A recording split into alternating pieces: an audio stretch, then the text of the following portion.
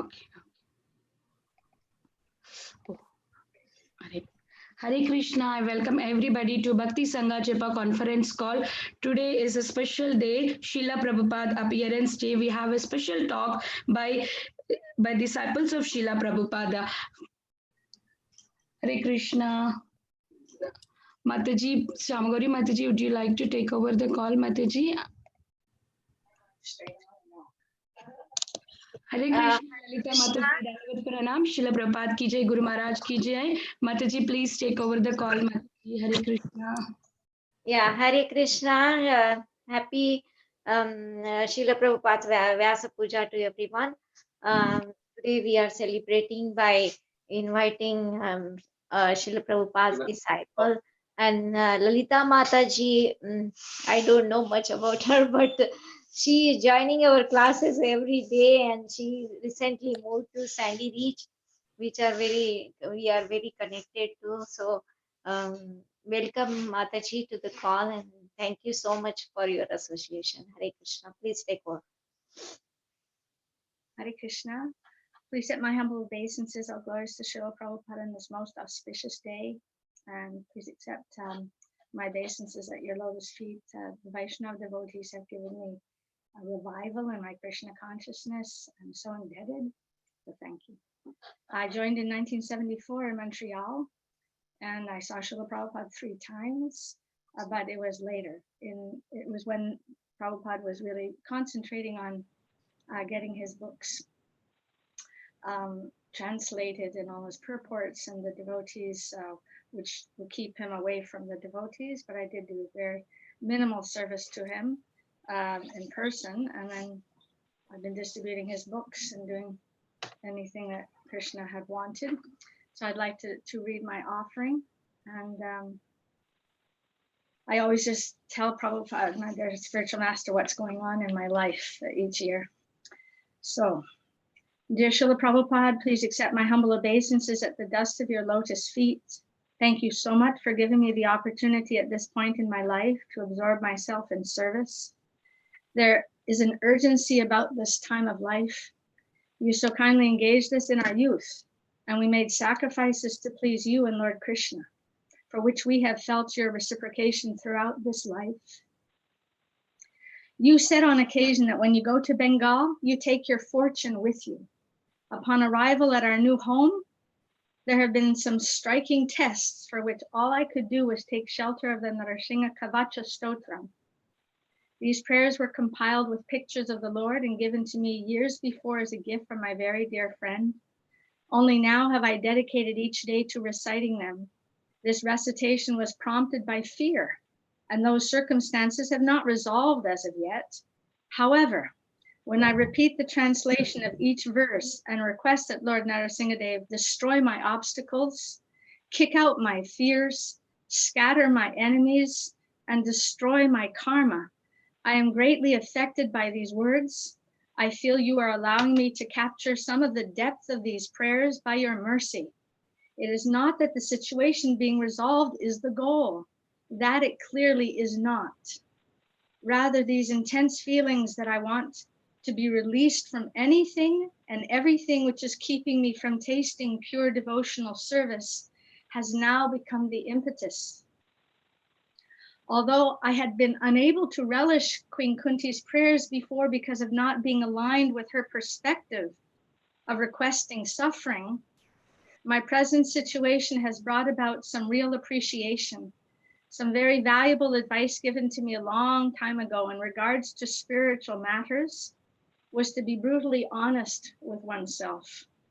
I'm aware that to please you, dear Srila Prabhupada and Krishna, I must recognize and identify which enemies need to be scattered, as there are many lurking inside of me which I have been blind to.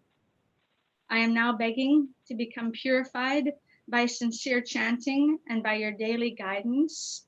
Please forgive me for all of my offenses, and I beg you to let me stay sheltered at the dust of your lotus feet, hoping to become a sincere disciple. Your daughter, Lalita Devi Dasi. Hare Krishna. So I was just going to add that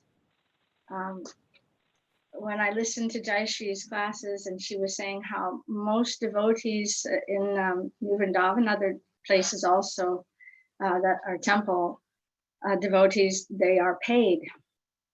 When we joined Krishna consciousness, we didn't take anything.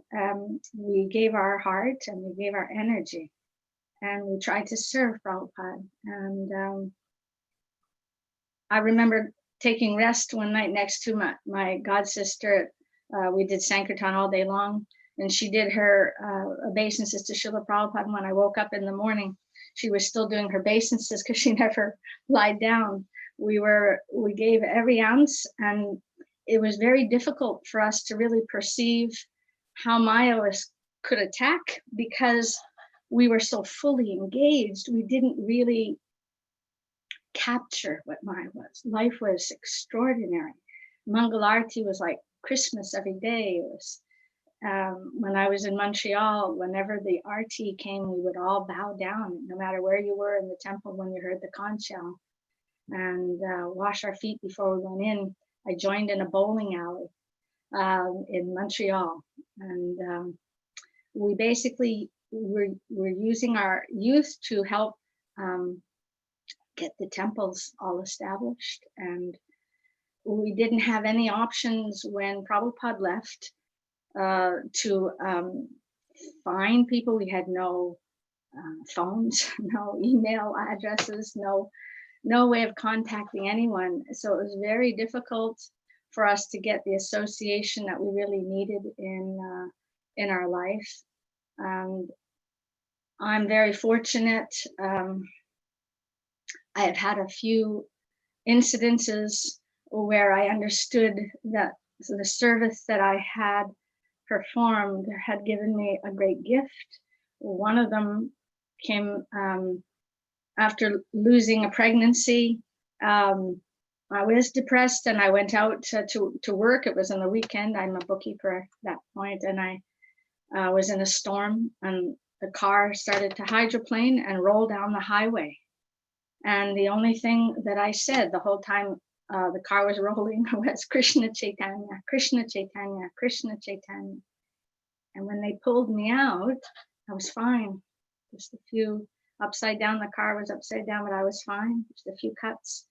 But it was a striking example of how these tests that come in this life are to help us to go forward, getting closer to Srila Prabhupada and to Krishna.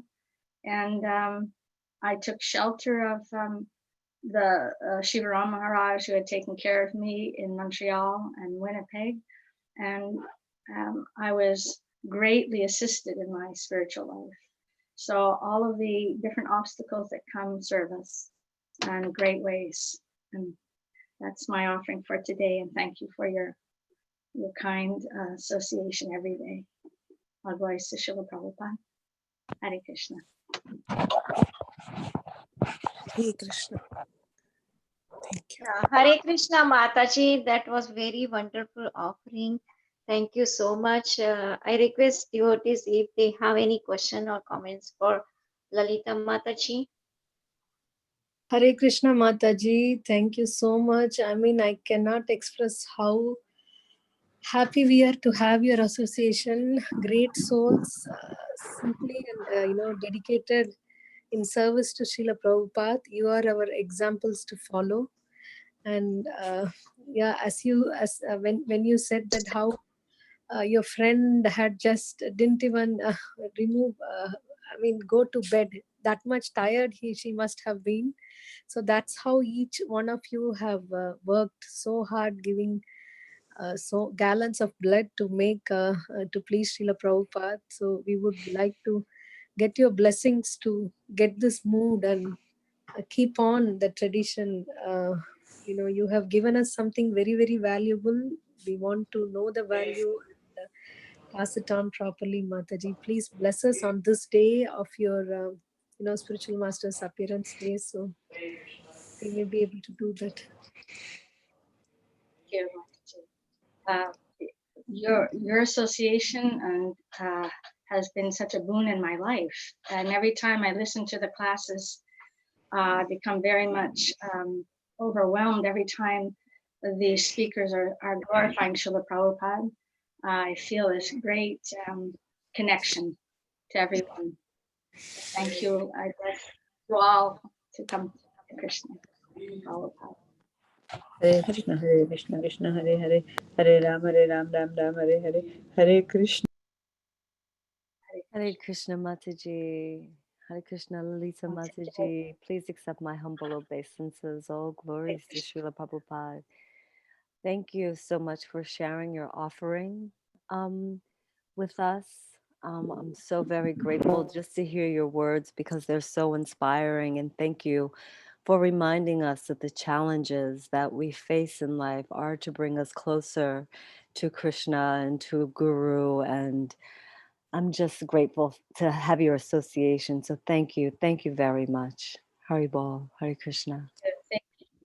Thank you, Mother Tiffany. I wanted to tell you that it's not just the speakers that inspire us. Actually, my husband and I would listen to your voice, and then at one point we finally saw your picture. But every day when you would offer your obeisances, we say, "Oh, Tiffany, Mother Tiffany." So we feel connected to everyone. We're very thankful. Thank you so much. Hare Krishna. Thank you, Mataji. Thank you. Haribol. Hare Krishna. Anybody else would like to ask anything for Mataji?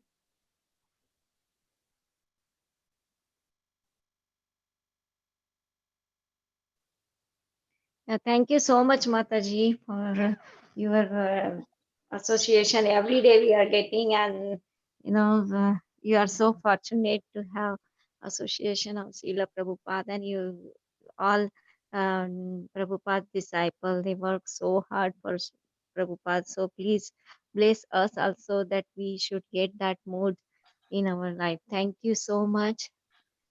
Thank you, Hare Mataji. Krishna. Hare Krishna. Thank you, Mataji. Hare Krishna. Thank you so much, Mataji. So next we have Hare Krishna. Jai Shri Mataji. Hare Krishna Mataji.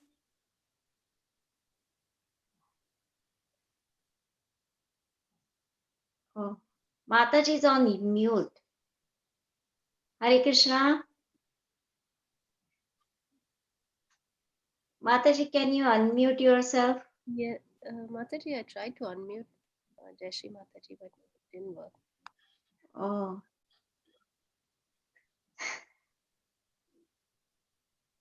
Should I call her, Mataji? Yes, please, Mataji. Can we text and make her know that she's in mute?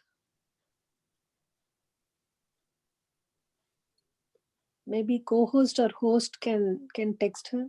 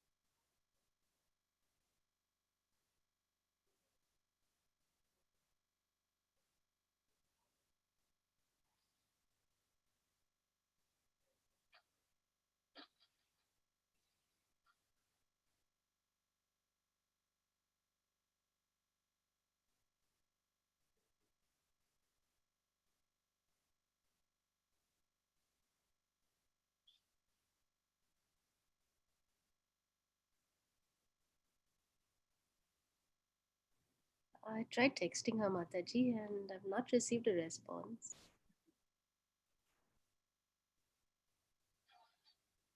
Shamagauri Mataji.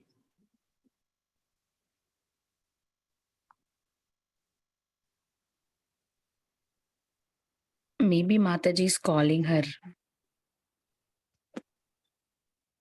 I called her, Mataji. She didn't pick up. I don't know what happened. Something is wrong with the phone or something. But she joined it today early in the morning only, Mataji, at 4 o'clock when I joined. From then I saw her on the call. Oh. Is that the same Shri Mataji? I don't know. Yeah, we don't know, Mataji.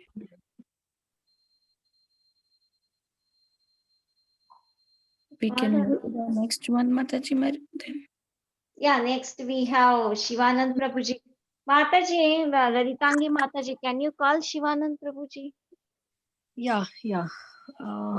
Because we need to connect them. Yes, Mataji. I'm just connecting. Give me 1 minute. Maybe we can chant. Okay.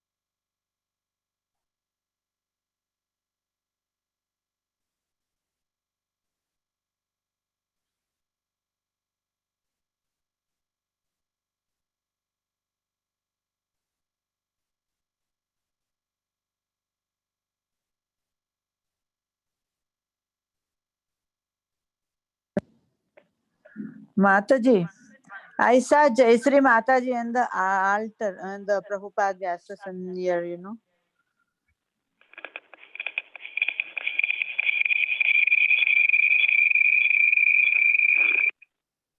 Okay.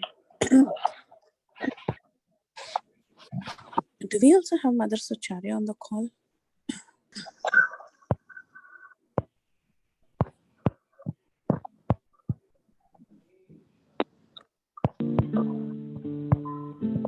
I couldn't get Mother Sucharya because there was no reply from her side.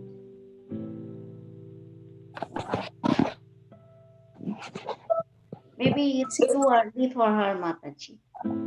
Someone has SCD. Who's that? Yeah, 6. Yeah, it's 6.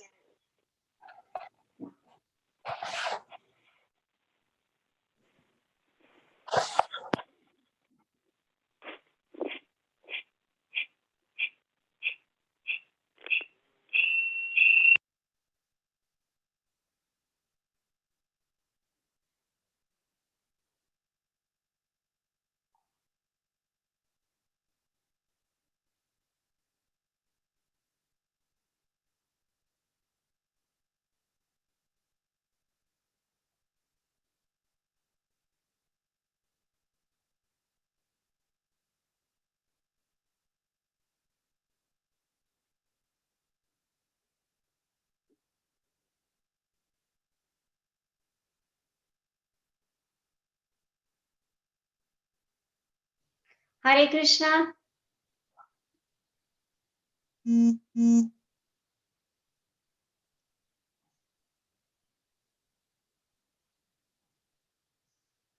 Yeah, I think Sucharya Mataji is there.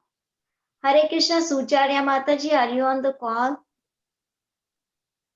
Hare Krishna, Mother Sucharya.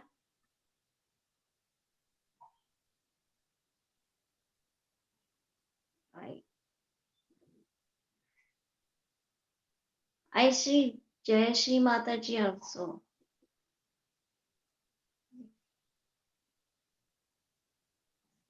I request other devotees if they have their offerings ready for Srila Prabhupada, they can read it for 5 minutes.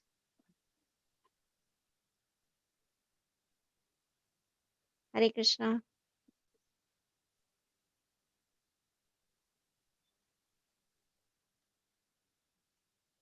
Hare Krishna. Hare Krishna, Mataji. We can hear you, Mataji. Yeah, so anybody has their offering ready, they can go ahead. Yeah, Hare Krishna Mataji. Yeah. Shivananda Prabhu is still at the temple Okay. and he's expected to come before 8. That's what Mataji answered. No, Mataji is also scheduled. She can also go ahead. Yeah, I asked her, but she said, I'm not ready. I'm in the middle of something. So, yeah, so I had to call them back at 8. Okay, no problem. So, if you or anybody else would like to give their offerings to Srila Prabhupada, they can go ahead. Yeah, okay, Mataji. Anybody wants to do?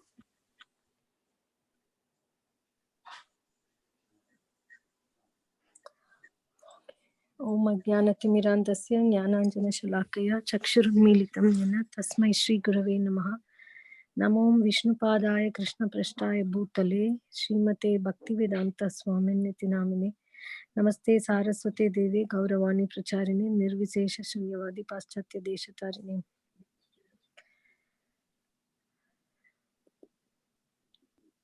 Yeah, dear Srila Prabhupada. So it's hard for us to even believe that we have not seen you. But if there is any person that is close to our heart other than Krishna, it is you, Srila Prabhupada. So every aspect of your life is very inspiring. And every time when your disciples share about your qualities, your determination in Krishna consciousness, and how you are so merciful and compassionate, and how you wanted this movement to spread, is amazing. Is so much. I mean, it's so moving and heart-rending. And the very fact of your life that you took up this task at the fag end of your life to glorify your spiritual master, to follow his orders, is I mean, the success of it is we are relishing it now. And also when we read your Leelamrita, each and every page, every episode, we can see your various qualities. It's like different diamond has. I remember this example given by one of the disciples that Srila Prabhupada's qualities, Srila Prabhupada is like a diamond. So at looking from any angle, we cannot have a complete vision of the diamond. It has so many faces and so many aspects. So so many different realizations, and how you won over the hearts of everyone, how you thought out of the box, and how you push the devotees for their best, so that Maya is kept away from their lives and they can return back to Godhead in this life. So I remember one of the letters of His Holiness Jayapataka Maharaj, in the early days when he was almost alone with one or two devotees trying to get the land in Mayapur, and there was so much mafia there, trying to stop it and giving so many obstacles. When he wrote to you that I am all alone here, so you replied back telling, who said you're all alone? I'm Lord Krishna is there with you, always guiding you. So similarly, if we see the life of Tamal Krishna Maharaj, how you would give him tasks that is logically impossible to do, but he would take it to his heart. When he casually mentioned that he had to go to China, and you said that, yeah, that's a good idea, and you stuck to it. And every time we hear a Chinese devotee, we're very grateful to Tamal Krishna Maharaj for his starting of this movement there, and so many wonderful devotees who have dedicated their lives in service. And also Indradyumna Maharaj, when he was asked what is your interaction with Prabhupada, that he said that there is one interaction where your Divine Grace said something about the horses, and he just nodded his head and accepted. And as Lalita Mataji shared, that they have seen you only a few times, but then the dedication that they are living examples of love to the spiritual master, and how love to the spiritual master has changed their lives, and not only their lives, so many more millions of lives around, just by seeing them. So anyone who has been in touch with you, who has been even spent a moment of time with you, has had their life transformed. And once Rameshwar Maharaj, we know this, that how during the printing of Chaitanya Charitamrita volumes, you said that 17 volumes have to be printed in 2 months, and how the devotees worked around the clock. um, and Sureshwar Prabhu had shared that the when a devotee is doing a drawing, he would have felt asleep, and somebody else would come and do the another round, and then they would have maxed out and exhausted, and somebody else would have come and done the rest. So that was the love. I mean, all of this shows that how much love and care you had shown them, and how much you have touched their lives, that even if they had just seen you very few times and had interacted with you, they have their whole perspective and lives transformed. And in your absence, they have been carrying out this very rigidly and very dedicatedly. Every I've heard that my Guru Maharaj also say that if there is a temple that has a disciple of Srila Prabhupada, uh, it's worshipable. So I was coming from south of India, where when the 90s and 2000s, very rarely we got association of disciples of Srila Prabhupada, except when we go for pilgrimages. So we are very grateful for each and every one of your disciples, and when we glorify them, they always say that how you have been, what you have given them, that is unparalleled. So once somebody was telling my Guru Maharaj that in spite of the stroke, that you're traveling and you're doing so much, that is very inspiring. And he at that instance, he was saying that I saw a lecture where Srila Prabhupada, he had a stroke from anything from below the neck. He was paralyzed completely. Only his head was working. We know this terrible incident that took place in 68, 60, I think 67, 68, initial days when you had just started, and how you were giving instructions to um and your to your disciples. Even at that point of time, you were giving lectures. So um, so my Guru Maharaj broke down and cried, telling that how merciful you are. So in each and every of their situations, they have always took a parallel from your life. And we second generation devotees, many times I have heard people telling that we were not fortunate to be in Srila Prabhupada's time. But I would question myself that would I have the dedication like these great souls had. Yesterday Shauri Prabhu was telling that they didn't own even a car or a watch or a bank account, nothing. They didn't plan for the career or future. They just were attracted to this philosophy. I mean, it's not easy for anyone, but if I ask anyone how did they do that, they simply say it is a love of Srila Prabhupada. So being a Mahabhagavata, a pure devotee, you have been very inspiring to all of us also. None of us can say that we haven't met you. You are a person whom we are constantly in touch with your books and constantly in touch, listening to the memories of your glorious disciples.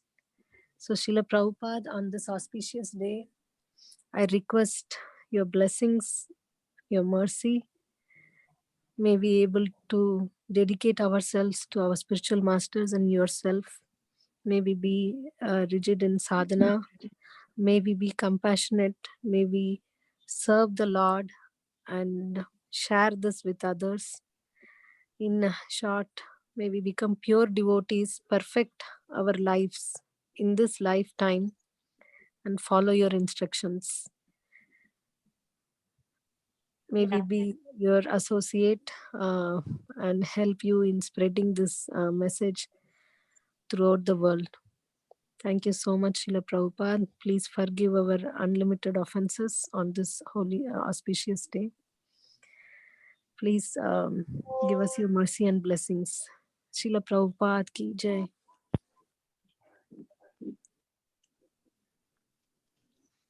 Yeah, thank you so much, Mataji. Very thank you, Mataji. Thank you. Thank you so We much. have Jai Shri Mataji. Haribo. Haribo, Hare Krishna. I can go. I was having some technical difficulties. Yeah. So you want me to start? Yes, Mataji. Okay. Thank you all for your association and your service to Srila Prabhupada and for allowing me to come into your Sangha and participate. New Vrindavan's been quite active the last few days, to say the least. So who is Srila Prabhupada? He's the founder of the Hare Krishna movement. He's the base. Srila Prabhupada is the foundation, basically. His books, his lectures, his devotion itself, his vision, his mission. Without the humble attempt of Srila Prabhupada to spread Krishna consciousness, what would there be? There would be no Hare Krishna movement on every level. All the things we see, all the standards we see, all the books we see, all the deities and base temples, all that is the foundation set by Srila Prabhupada. I guess that's what founder means. Prabhupada is the foundation of the Hare Krishna movement. He's the general. Srila Prabhupada was the top person. He was the general leading the charge. Prabhupada was extremely brave. I mean, to come over at that age with nothing, not knowing anybody, not having a big bank balance and a credit card and a business, having absolutely nothing, coming to New York. I don't go to New York without everything in place. Srila Prabhupada is so brave, such a general. And he gave the battle cry to the youth of America, especially at that point. That was his audience. We're going to fight with Maya, fight with your senses, fight with your bad qualities of lust and anger and greed and illusion, envy. So all these personalities, Prabhupada made so many captains in the army of Krishna and Lord Chaitanya. But Prabhupada was the general. And we see the great devotees that have been born from the watering of the seed that Srila Prabhupada did, and they're great magnanimous personalities. And in turn, they're watering the seed of so many others that are coming in to be captains in the army. But Srila Prabhupada is the general. He was the example. I mean, because so many of you are from India, you have some inkling of the Vedic culture in your families. You probably worship Krishna who knows what your habits were, much more pure than the Americans. But Prabhupada was the standard for what to do and what not to do, how to do it, how to be clean, how to worship, how to live. Most of you probably have no idea what it's like to be totally disassociated from anything pure. And then to come across Srila Prabhupada. But Prabhupada's example is just, as they say, a hard act to follow. How many of us can get up at 1 a.m. and translate through the night? Probably a very small handful in our movement. Prabhupada was so steady in his service. And most of all, he was a sincere disciple of his spiritual master. So many of us can claim to be disciples, and claim to be disciples even of Srila Prabhupada. But the depth of sincerity of service to follow the instruction of a spiritual master, that is amazing. That's very rare. To maintain that focus, to never feel that you're ever for a moment separated from your spiritual master, to cross the ocean with such risk, simply to follow the instruction, the personal instruction of your guru, and throughout his life. The Back to Godhead magazine, going on the streets, preaching to people that wanted nothing to do with what he had to say. Trying to serve the order of your spiritual master. Rising early, chanting most likely more than 16 rounds a day. Still taking care of the family. Teaching people how to cook, how to bathe, how to clean the house, how to believe in Krishna, how to worship Krishna, and how to associate with other personalities that are doing the same thing. Prabhupada was such a base of everything. I was a little sad to go to Mangalarti this morning and see like 4 people there. There was a lot of people for the midnight Janmashtami and the Prasadam, and even at Guru Puja there was more. But, we can't forget Srila Prabhupada in this picture here. Just like when Prabhupada met Bhaktisiddhanta Maharaj at, I think they were in Vrindavan at Radhakund. And so many people went off to see certain deities in the temple. But Prabhupada stayed to listen personally to Bhaktisiddhanta Maharaj. Because what do we know about worshiping Krishna? What do we know? Do we see Krishna face to face? Do we see Krishna personally? Is he personally talking with us and giving instruction and telling us what to write? Is that us? Is he coming when we're having a heart attack and massaging our heart? I don't think so. So the personality of Guru, especially someone on Prabhupada's caliber, is almost more important than anything else. Because without that connection, we don't know how to do all these other things. So to think anything else is more important than worshiping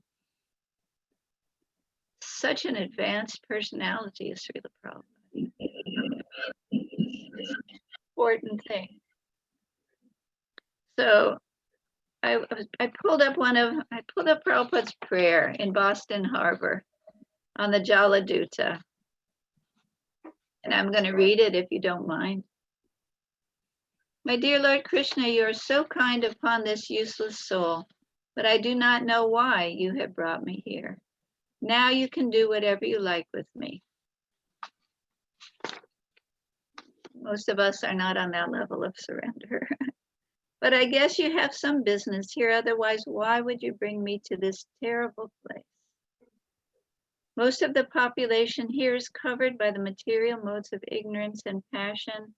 Absorbed in material life, they think themselves very happy and satisfied, and therefore they have no taste for the transcendental message of Vasudeva.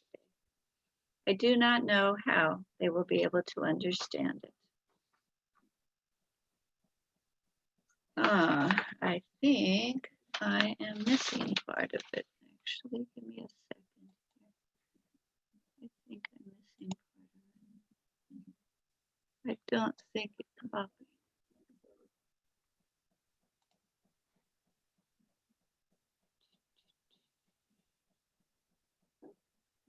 All right, where did it go? I'm sorry, I had printed it, but it doesn't look like it all printed. No, I don't see it. Mataji, do you want that Jalad, the prayer that he wrote and the translation? No, I have it. I have it. It's just, I printed it and it didn't print all the way. But I know your causeless mercy can make everything possible because you are the most expert mystic. Let me see if I can open it. Yeah, Mataji has shared that on the screen. Oh, okay. Well, let me go back then. I mean, I have it here, but it's not opening. That's why I said I had these technical difficulties. All right, now I can't get your screen up either.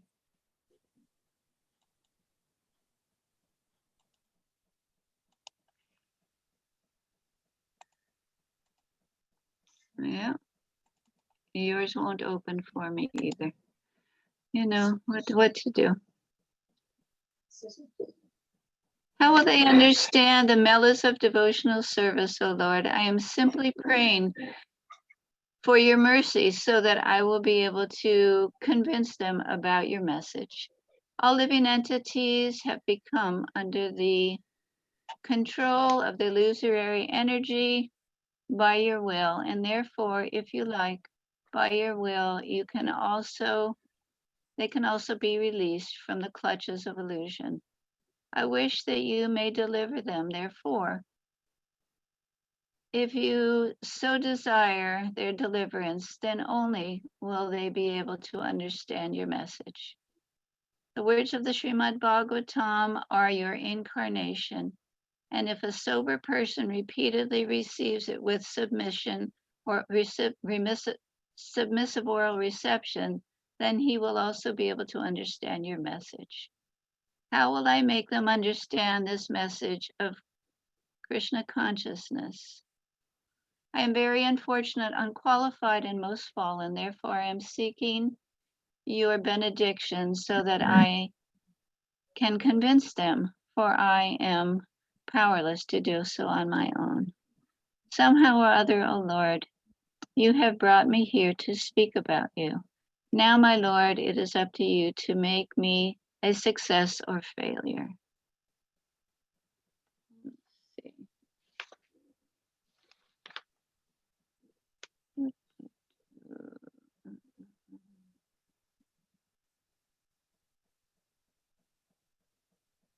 Can you zoom, Mataji, so that we can read better? Control plus plus. You can zoom so that Mataji can see. O spiritual master of all the worlds, I can simply repeat your message. So if you like, you can make my power of speaking suitable for their understanding. Only by your causeless mercy will my words become pure.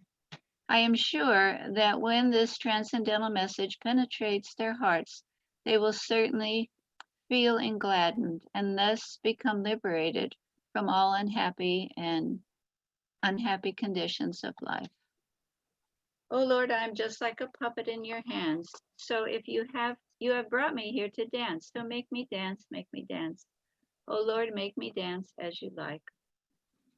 I have no devotion, nor do I have any knowledge, but I have strong faith in the holy name of Krishna. I have been designated as Bhaktivedanta, and now, if you like, you can fulfill that real purport of Bhaktivedanta. Signed, the most unfortunate, insignificant beggar, A.C. Bhaktivedanta Swami, on board the ship Jala due to Commonwealth Pier, Boston, Massachusetts, dated 18th of September, 1965. So you can see he's got such a close relationship with Krishna. He's come across the ocean with no companion except he has Krishna. And that's the base. That's the foundation.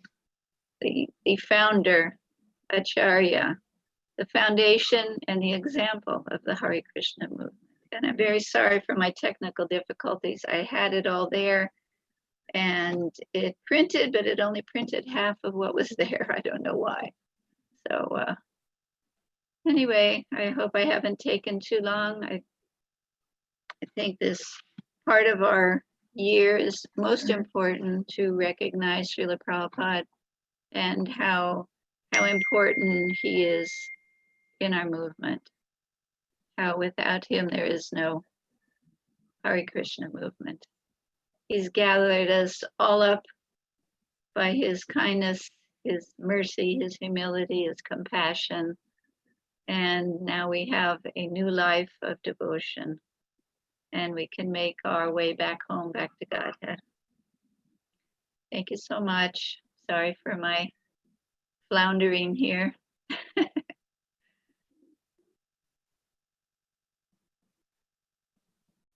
Yeah, thank you so much for dedication, realization. Thank you so much. So I request if they have any question or comments for Jai Shri Mataji.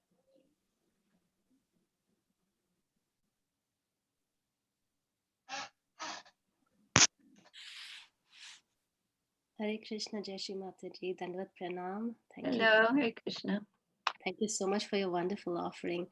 And I was listening to both your offering and also Lalita Mataji's, and it shows us how much of dedication and how much of surrender you had straight to Srila Prabhupada and to the whole process.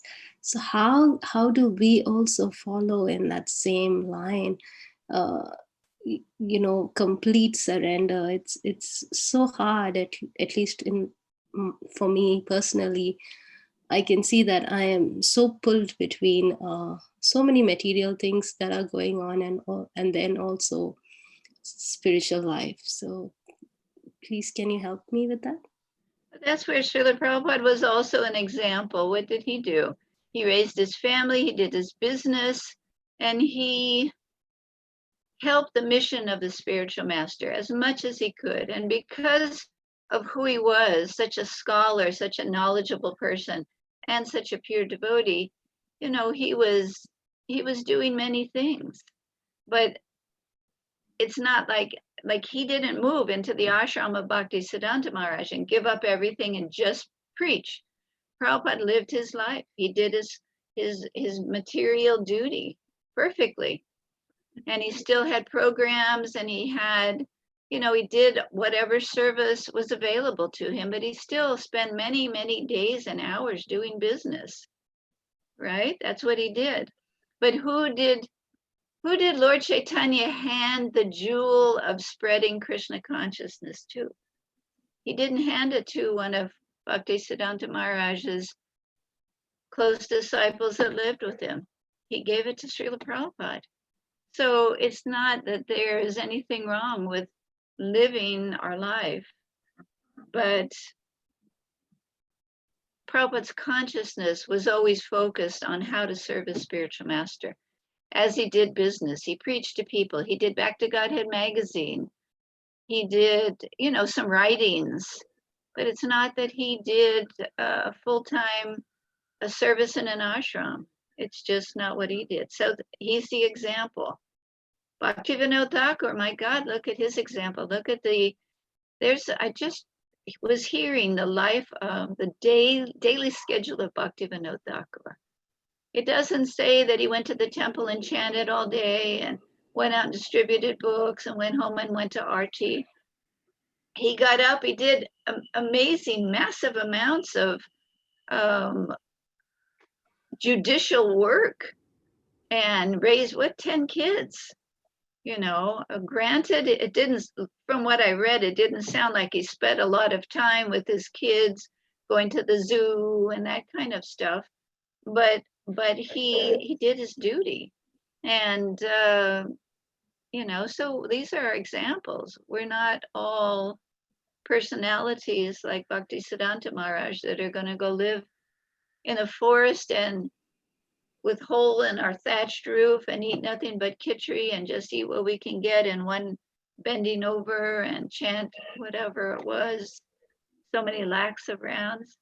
We can do, there's no impediment to Krishna consciousness. There's no material impediment to becoming Krishna conscious. So the door is open. You just have to concentrate your endeavors. Well, thank you so much. That's very beautiful. Thank you so much, Hare Krishna. Hare Krishna.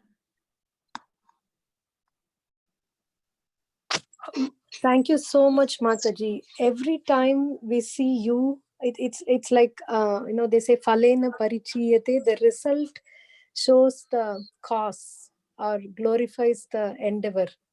So when we see each one of our predecessors, you and I mean the wrinkles in your face and the white hair shows testimony to how many years you have been dedicated to your spiritual master and how nicely you're helping us to follow your path. We are so grateful to you, and our connection to Srila Prabhupada is through you, seeing your example.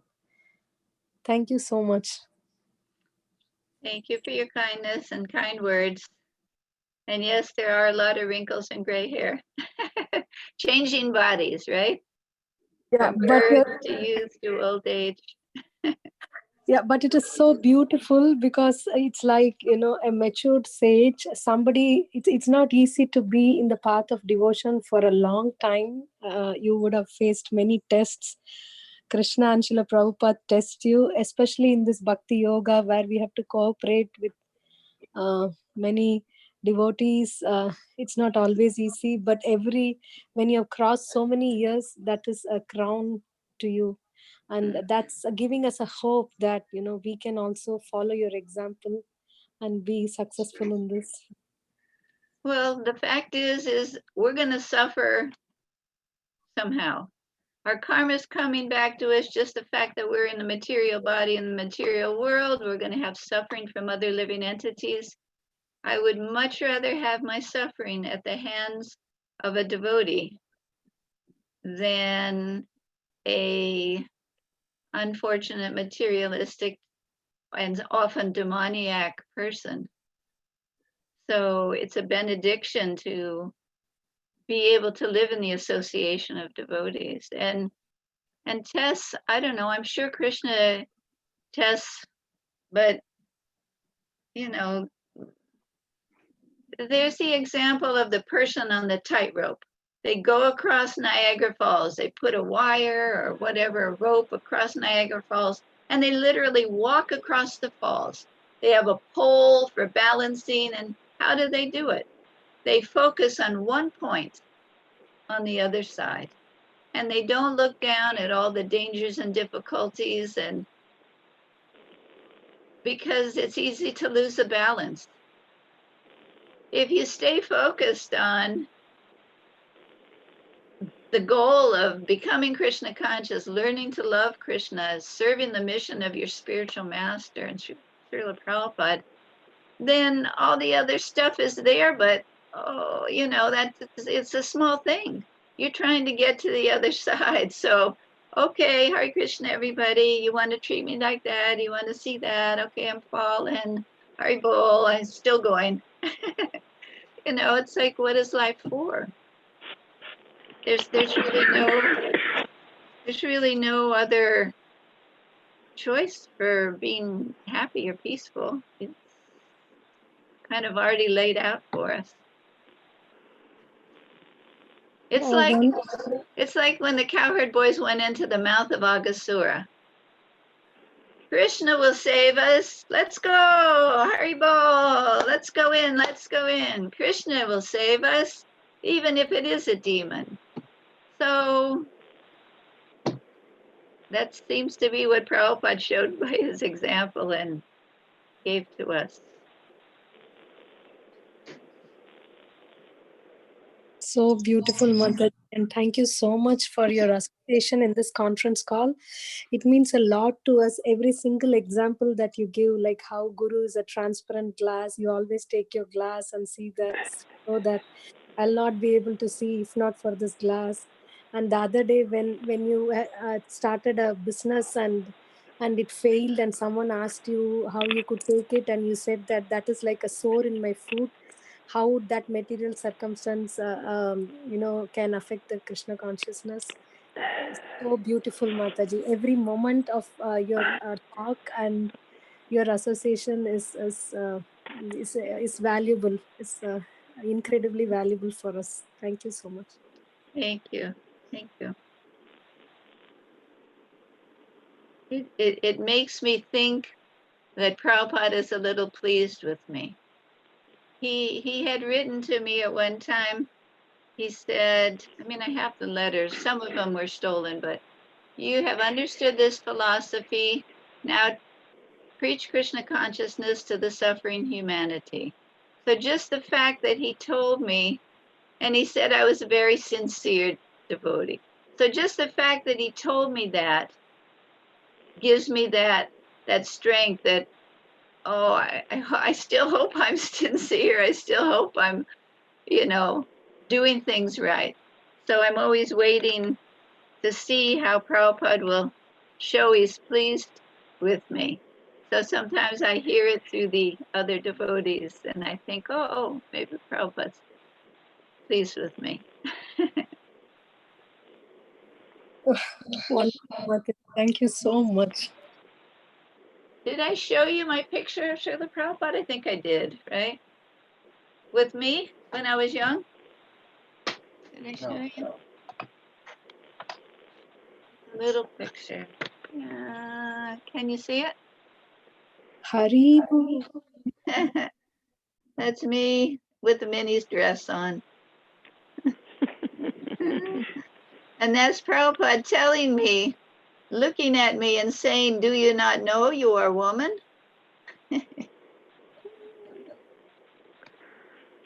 So I hope I've made some progress from that time. Haribol. Thank you for sharing that, Mataji. If you can take a picture of that and send it to Shamagauri Mataji or WhatsApp, we can see that and have your association. Okay, I will, except now I'm embarrassed that my legs were showing in the picture. I never wear a short dress after that, except when I go swimming. And even that I didn't do for probably 20 years. Prabhupada's words had really deep impact on you. He wasn't an ordinary devotee. He was very empowered. Everything had volumes and volumes of information transmitted when he said something.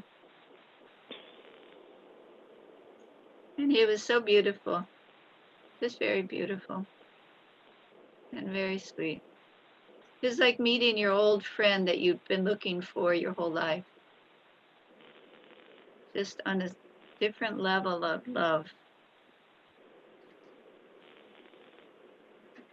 Someone who's not conditioned, who's personally serving Krishna is in a whole different place than other living entities.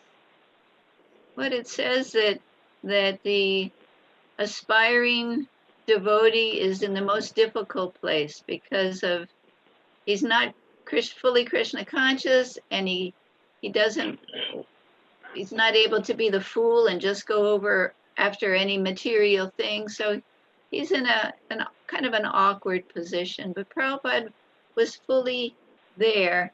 So it was just so perfect and enlightening and wonderful.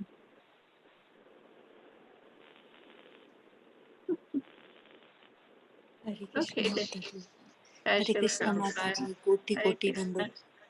Hare Krishna Mataji. Koti Koti Dandavat Pranam. You are inspiring us. Yes, Lalitangi Gopi.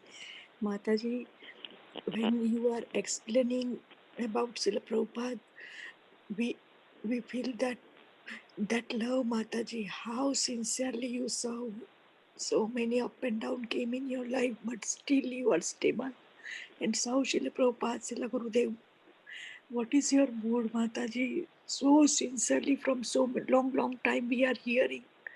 We can see in your face how sincerely you glorify Srila Prabhupada. Please pray for us that at least we become an ant leg and serve Srila Prabhupada. First of all, we follow the instruction of Srila Prabhupada, and whatever we learn from senior, we serve in our language. Koti Koti Dandavat Pranam. One word is Mataji's touch to our heart. We feel Srila Prabhupada in your words, Mataji. And you explained that whole night, Maharaj, Prabhupada is written a book. Maybe so many up and downs came in Srila Prabhupada's life. But he gave all the leaders, Bhakti Charo Maharaj, Bhakti Deep Maharaj, Gopal Krishna Maharaj, Niranjan Maharaj, Srila Gurudev Radhanath Maharaj.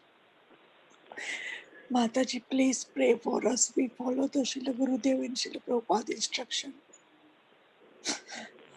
Chant our round attentively and serve Srila Prabhupada as Das Dasano Das Bhav. Koti Koti Dandavat Pranam. And yes, read Srila Prabhupada book regularly. Thank you, Mataji, for your association. I can't explain in a words what seva you are given to all of us. Thank you, Mataji, for your association. Hare Krishna, Hare Bol. Koti Koti Dandavat Pranam. The ladies of the Hare Krishna movement are so beautiful and soft-hearted. I don't see how the Hare Krishna movement could go on without so many wonderful ladies. It couldn't.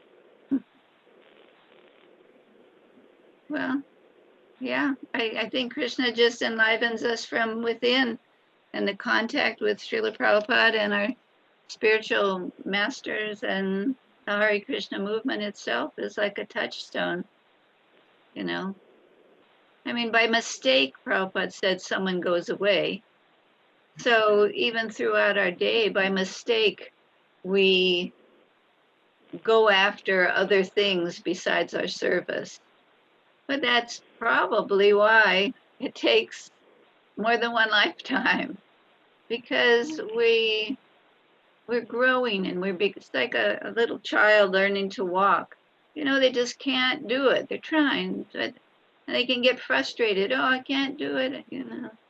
But eventually, you know, when we keep trying to become steady, then we become stronger. So our little devotional creeper is frail. So that's why patience is so important, because, you know, it takes time. It takes time. We just do our best and keep going. So what difference does it make if we take birth again?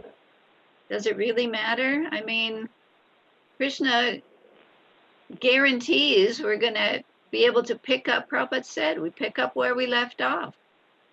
So why not, like the cowherd boys entering Agasura? Come on, let's go on, let's go on. Okay, let's have a wonderful time and do our service and be happy and chant and do as much as we can. If we fail, if we fall down, we pick ourselves up and go on. We're just learning to walk. We can't expect that we're going to be like the racer who can run at the speed of the wind. You know, we're just like the little toddler Hare Krishna, Hare Krishna. You know, we're just trying. Who knows if this is our first life in association? Maybe we were the bug in the sand and the kirtan party went over us. Bhaktisiddhanta and his party went over us last lifetime. Who knows? But what difference does it make? We're on the path and we do the best we can. And we become joyful. It's funny because I've been listening, of course, because we're at home so much. I'm listening to lectures, so many lectures on live, you know, and so many devotees. They're always in like a humorous mood. Radhanath Maharaj, he's always laughing. Devamarita Swami's laughing. You know, and I'm thinking Krishna must be so much fun and have such a good sense of humor. I mean, that's what it says in the Krishna book, that the boys, they make fun of the other boys, they'd steal the lunch bag. You know, it's joyfully performed. So, you know, nothing to get discouraged about. Just, I mean, when I met Prabhupada, it just seemed like, okay, this is my life now. What would I go back to? But it's not that I have been, I mean, I've always, you know, done the basic stuff, but when I was first brahmacharini, maybe I did more. Maybe I got up earlier and, you know, whatever. And I know devotees that have fallen down, severely fallen down for years. And then somehow or other, Krishna keeps helping them and they, oh, yes, and they get up and they go 1,000,000 miles an hour. You know, it's just, they fell down and they got up and they kept on going. So birth after birth, what Bhaktivinoda Thakur says, if I'm born again, wherever I may roam, please let my birth be in a devotee's home. So, wow, what a nice thing to look forward to. And if by chance we go back to Godhead, well, that's nice too. Hare Bol, Hare Krishna, Dandavat Pranam. I think I've extended over my 15 minutes. Sorry.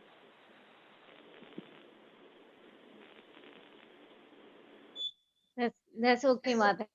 It was so nice to hear from you. Thank you so much. Thank you so much for your association. So next we have is the Shivananda Prabhuji. I'm here. I'm sorry, Prabhu, I took so long. No problem. Hearing another devotee is just nectarine. I'll tell you some stories about my association with Srila Prabhupada. I had an association with Srila Prabhupada in Montreal, then in Hamburg, Paris, London, Stockholm, New York, in those places. And when Srila Prabhupada came to Hamburg, I was able to take Srila Prabhupada on his morning walk every day and give Prabhupada a massage and cook his lunch for him. So that was very blissful. Three weeks, I think it was, in Hamburg. And one of the most spectacular of my associations with Srila Prabhupada was one day there weren't very many devotees at that time. Sometimes there would be more devotees, sometimes less devotees, and very often I would be alone with Srila Prabhupada on the morning walk. And on this particular morning, I had a question in my mind that I hadn't been able to form into a question. to ask Srila Prabhupada. And I was wondering how it is that we become ill, that we become sick.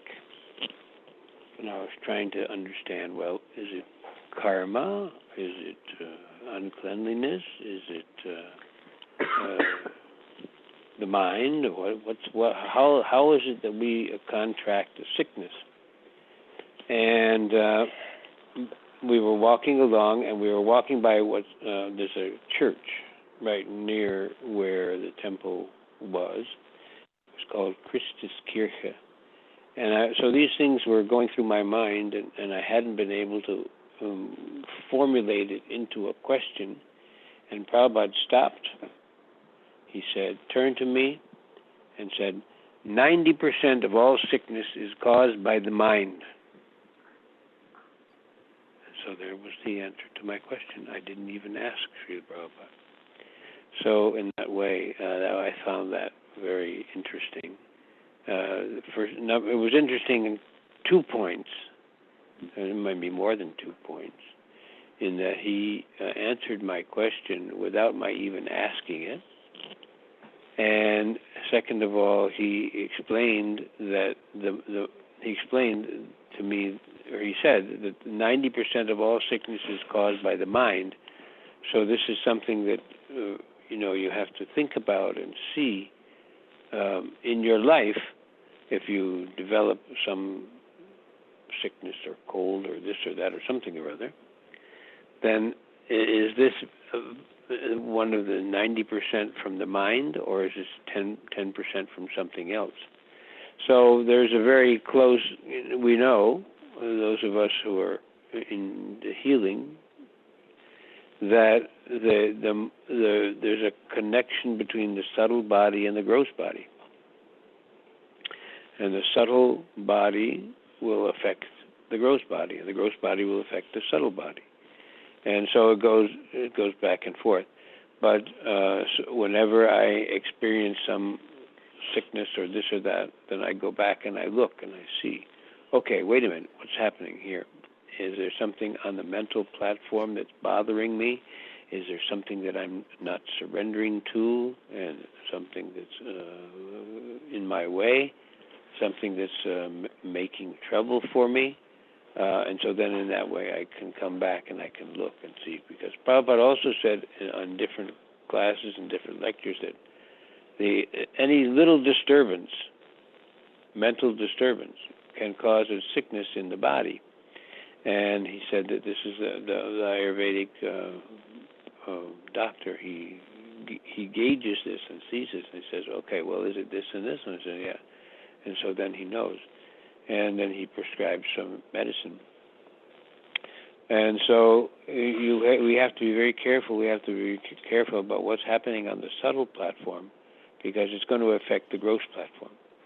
So in that way, it was very interesting for me, that statement by Srila Prabhupada. And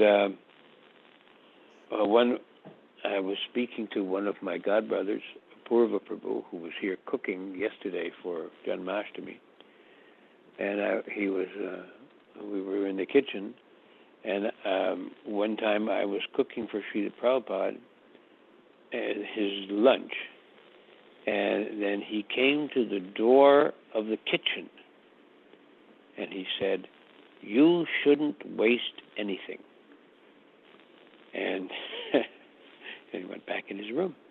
So that was interesting. I think that by the time I'm not wasting anything, I'll probably be a pure devotee. I think it will by that time when I'm in that position. So we should be we can be very careful in our service and in our daily lives, that we see that we don't waste anything, waste time, waste energy, waste material things, that we engage in Krishna consciousness. So that's something that we can do also. We can be careful about that. Now, there's something, Srila Prabhupada, he wouldn't waste anything. He would take envelopes and he would open them up and he would use them for note paper and things like that.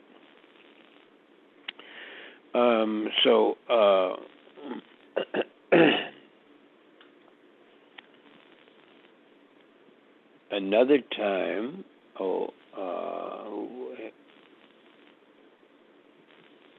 when we were in Paris, I believe it was, and we were taking a morning walk through one of the parks. And I think it was the springtime. Must have been the springtime because the ducks and the geese had little ducklings and little goslings. And we came around to one place in the park, and we frightened a mother duck and her little ducklings, and they all went speeding off, making little noises. And Prabhupada commented on that, saying that, oh, look, you see, the young of the species have greater energy than the adults of the species, because the little ducklings were going very fast, and the mother duck was going away. So I thought that was interesting, because you see the children, they have all kinds of lots of energy. And as we get older, our energy might not be quite as much. But that's a natural situation for living entities. One time, I was taking a walk with Srila Prabhupada, and we were going through a park, and I think that I was a little tired that morning. And I think Prabhupada sensed that. And so Prabhupada said, okay, let's sit.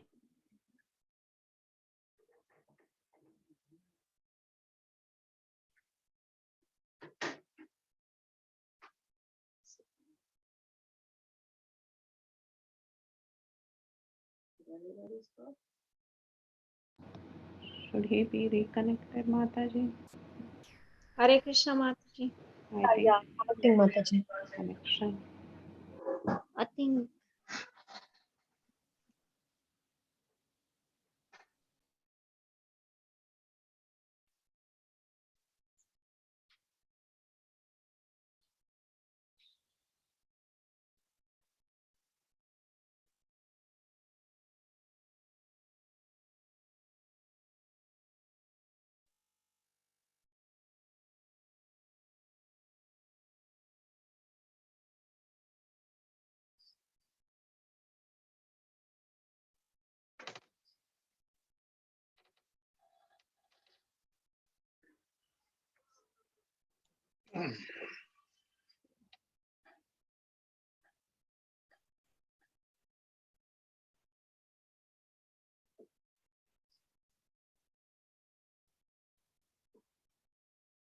It's a half day fast. yes. Mataji, can you unmute me? Am I audible?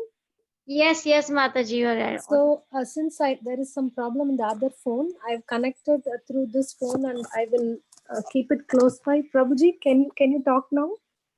I'm talking. I can talk now. Can everybody hear? Yes. Yes.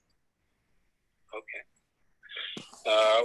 One morning, we were taking a walk in the park, through a park, and I was tired, and Prabhupada probably sensed this, and he said, okay, let's sit down here. So we sat down on the park bench, and I was a little tired, so I just leaned up against the back of the bench and relaxed. And as I was relaxing, I was kind of like sprawled on the back of the bench. And then I sensed that I should look at Srila Prabhupada, and I looked over, and Srila Prabhupada was sitting on the park bench. His back wasn't even against the backrest. He was sitting up straight. And I thought, oh, I better not sit like this. I better sit up straight. So I pulled myself together and sat up straight like Srila Prabhupada. And then Prabhupada looked over and he gave an approving nod and said, okay, let's go. And so off we went to continue the walk. And when I got back to the temple, there was for some visiting devotees who went on the walk the next day, and I told them all about this. I said, oh, I was sprawled all over the bench, and Prabhupada was sitting up. He doesn't even have his back against the backrest. He was sitting up straight. I told all the devotees about that. And so they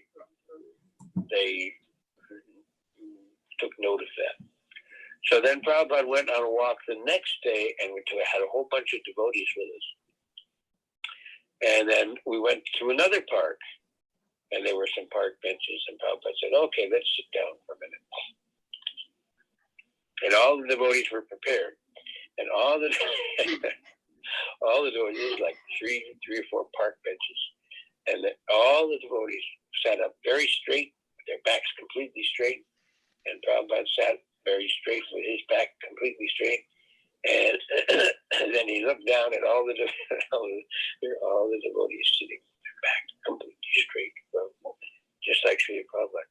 And then Prabhupada nodded his approval and then said, okay, let's go on. So we went on with the walk. And one time we went to Landungsbrücke. Landungsbrücke, it's a place in Hamburg. It's a U-Bahn.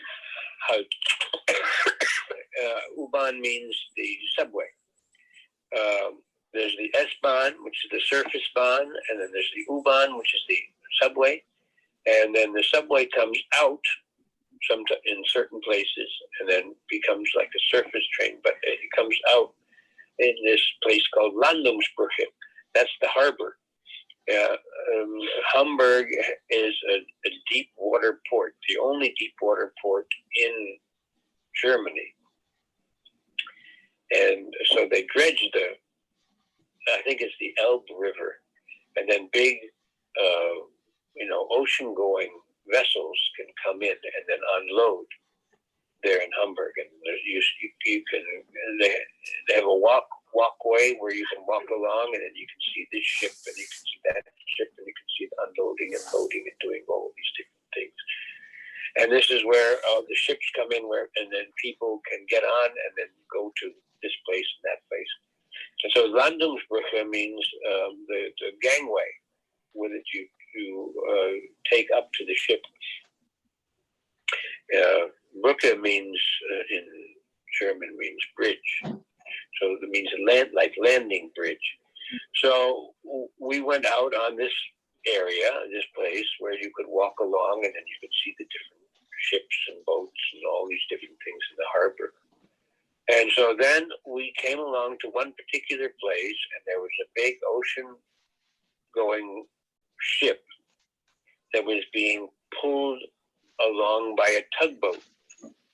But when a big ship comes into a harbor, they have to wait, and then they'll get an accompaniment. They turn off their engines, and then the tugboat brings them in, and then to their particular berth where they have where they're tied up, and then they can load and unload.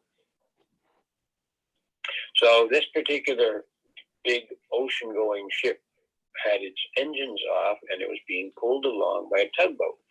And then Prabhupada looked at that, and he said, "Okay, this is interesting."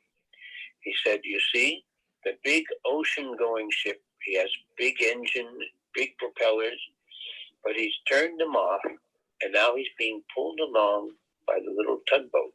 He said, in the same way, if we turn off our Krishna conscious engine, then Maya is going to come and pull us along, just like the big boat being pulled by the little boat.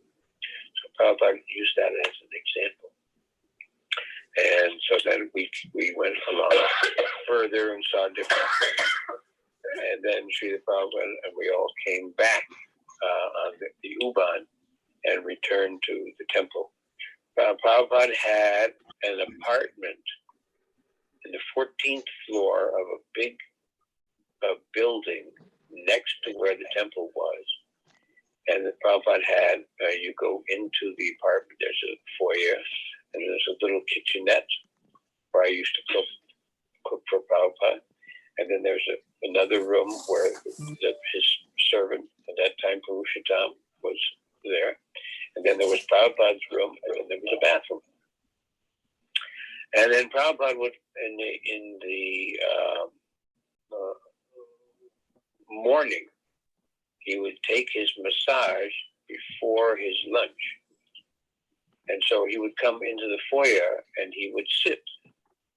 And then I would give him massage. I was not very good masseur, to be perfectly honest with you. I didn't know how to do it. Anyway, when Prabhupada takes massage, he sits down and then you start on his head and you massage his head. And then you go down to his neck and to his shoulders and to his arms and to his chest and to his legs and then his knees and then down below, and then you get to his feet. And then Prabhupada would always like to have his toes popped. He would, he wanted you to pull his toes and pop them. So this is how Prabhupada would take his massage. So one day I was going along, and I had a very graphic example of how Prabhupada knew he wasn't a body.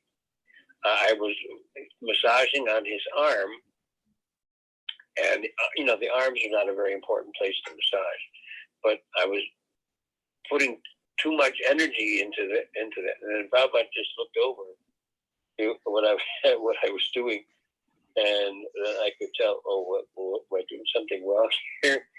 And then Prabhupada said, yeah, just go on with the massage. And Srila Prabhupada at one time told me that when the body gets older, it starts to produce bad airs. And if these bad airs are not moved through the body by the process of massage, then they make sickness. So this was why Prabhupada was taking his massage, for his health. So in that way, he explained to me about massage. And then one time, I was massaging Prabhupada, and I got down to his feet, and I was massaging his feet. And you may not know, but Prabhupada had very nice feet, very soft feet, and very, hand lotus feet. What can you do? And so I was massaging his feet, and it was such a blissful service. It's such a blissful and so nice. I couldn't stop. And Prabhupada said, okay, that's all right. But I couldn't stop. I just kept massaging his feet. Prabhupada wanted me to stop, but I couldn't stop. It was his feet were so nice to massage. And I kept going, and then Prabhupada the second time said, all right, that's all right. Thank you. So then I stopped. But I had a very nice time massaging the Prabhupada. That was really nice.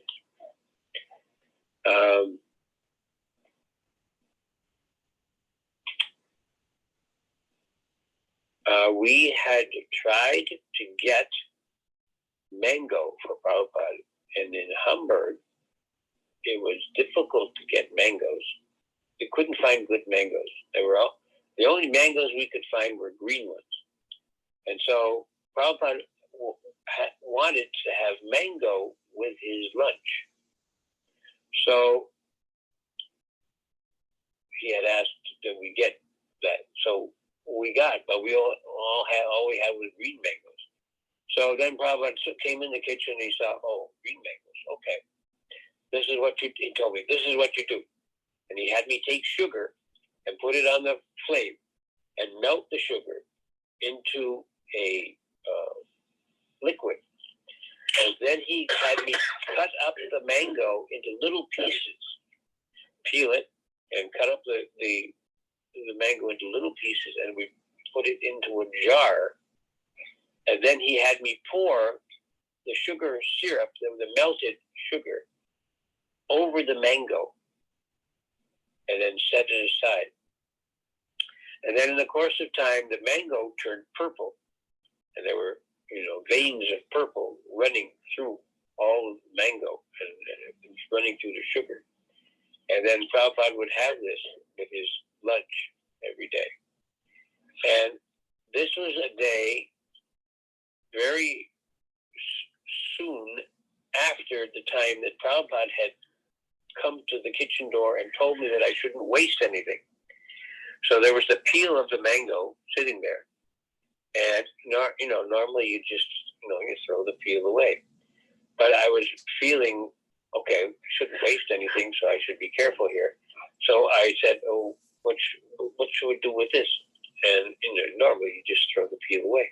But then Prabhupada said, okay, if you want to utilize that, you cut that up, cut the peel of the mango, and you mix it with mustard oil and salt, and then you take it. And so I did that. But hardly one devotee liked that at all. Mandali Bhadra was the only one who had some affinity for it. It was kind of like a mango chutney or something or other. But it was really heavy duty, salty, and mustard oil, and boy, it was rough. So anyway, Mandali Bhadra had that. One time I was usually getting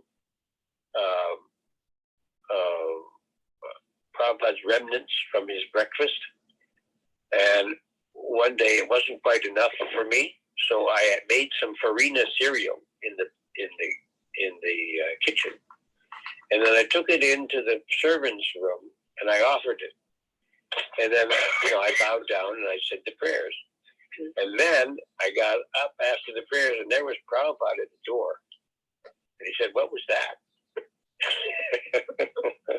Said, "Well, Prabhupada, I made some cereal." And Prabhupada saw the cereal. He said, "All right, come here." And he showed me really in a very speedy way how to make halva. He took ghee and he put the farina in the ghee and he turned it on high. And then he didn't even, usually when we make halva, we roast the farina or the suji over the flame very slowly, and then you have the sugar and water separately, and then you put them together. Prabhupada didn't do that. He was heating the farina of the ghee, and it was getting cooked, and then he just poured water and sugar on top of it, and then and that was halva. And he said, if you're hungry, you should make this. But he made that halva so fast you wouldn't believe it. My goodness. Oh, another thing, when Prabhupada, we were walking along Sternschanze, Bahnhof. This is an S-Bahnhof station near the temple. And we were walking along there, just he and I together, and he was walking along and he said to me, "Why are they all so fat?" He was referring to the German people. And I thought, well, probably because they eat I didn't say it to Prabhupada, but I thought it. That probably because they eat a lot of meat. In Germany, they eat a lot of meat. And, my understanding was they become fat because of that. But then I stopped myself because I said, oh, Prabhupada's a pure devotee. How can I say they're eating a lot of meat? And so I said, I thought it over. I said, no. I said, well, Srila Prabhupada, I think they eat a lot of potatoes. And then Prabhupada said, no, they eat a lot of meat. Prabhupada knew. And in Germany, you go into the store and the meat department is like really large, bigger than, like in an ordinary store here in America. And they have all these different kinds of wurst and bratwurst and blutwurst and Hareklocken. I mean, they have all kinds of wurst. And it's really, the Germans are. And one more time we were taking a walk near another place. I can't remember the name of it right now. Dum tour. And Prabhupada turned to me on the walk and he said, the Germans are the most intelligent amongst the Europeans, but they're also the most materially attached. So he explained about that. So, being intelligent and being materially attached is not a very good combination. Anyway, he explained that this is the way the Germans are, that's their nature. And Srila Prabhupada would hold Bhagavad-Gita classes on Monday, Wednesday, and Friday. At that time in the movement, this was in 1969. So it's usually in New York, 2nd Avenue, Srila Prabhupada would have Bhagavad-Gita class Monday, Wednesday, and Friday in the evening. So Prabhupada had that also in Hamburg. And at one time, I had met one time on Harinam, a Indology professor from the University of Hamburg. And I visited him at his office. I popped into his office. Usually, for people like that, they, need an appointment. And in Germany, of course, you go to visit somebody, you let them know ahead of time. Anyway, in the course of our conversation, he mentioned something about, we hear about all these pastimes of Krishna, so this is like fairy tales.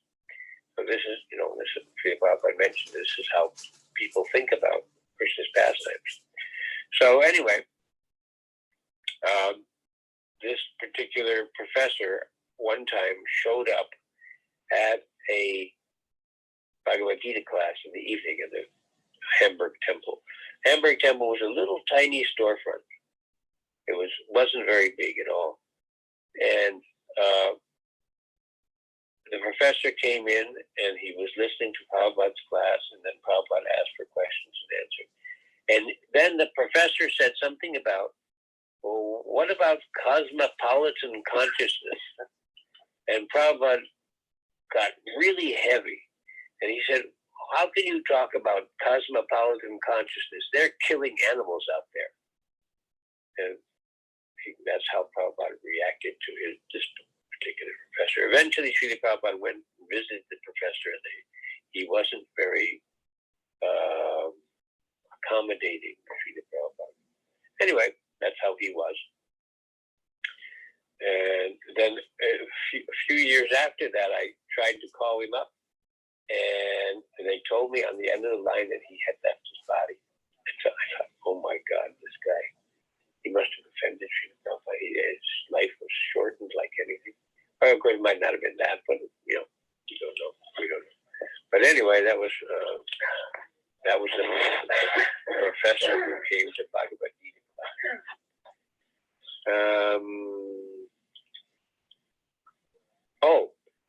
At one time, I was supposed to take sannyas. I was previously married to a German girl, and she left the movement. And I wrote to Srila Prabhupada about accepting Vanaprast. And then Prabhupada wrote me back, said something about, okay, well, don't worry about Vanaprast, just take sannyas. At that time in the movement, Srila Prabhupada was making all kinds of young men sannyasis, I think to increase the preaching. And so a lot of young men were taking sannyas. And so it was rumored that I was going to take sannyas from Srila Prabhupada in London. So we went to London for the Rath Yatra. Prabhupada, sometimes the Rath Yatra in London was really magnificent. It was really wonderful. And we go down by Nelson's Column and then have a whole thing there. And there were a lot of people. Of course, there were a lot of Hindu people in London. So the Rath Yatra, there was a big thing, and then the Beatles were there, and they were cultivating the Beatles, and there were so many good things going on in London. They had a really nice temple. It was a furry place, and Shamsundar had, made the temple room. It was just like the hold of a boat. It was very close, very nice temple. And there were the deities of London Ishwara there. They're beautiful. And